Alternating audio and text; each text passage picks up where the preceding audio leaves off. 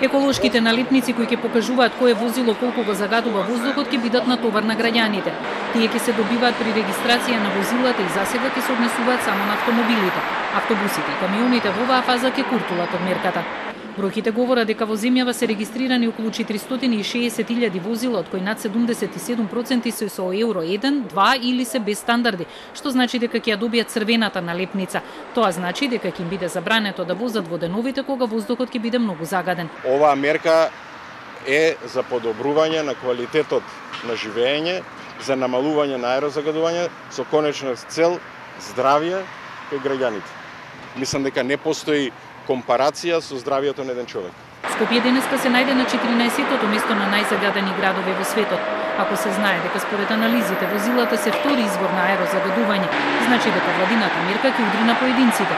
Иако дневно во градот во периодот од 11 до 13 часот влегуваат околу 30.000 возила, ограничувањето на движењето што ќе го наметнат налепниците нема да го отежни движењето низ градот, уверува Макрадули. Градот ќе го возврати со нови автобуси кои што се во рамки на набавка, автобус јавен превоз кој што ќе биде поеколошки и поздрав и верувам дека и граѓаните ќе влеземе сите заедно во ќе заборавиме таа комотна ситуација секој со едно возило да се вози сам во возило да доаѓа на работните места, туку тоа да го направиме со јавниот превоз. Ова ќе важи за особено и за државните институции, за вработените во државните институции, курирските служби.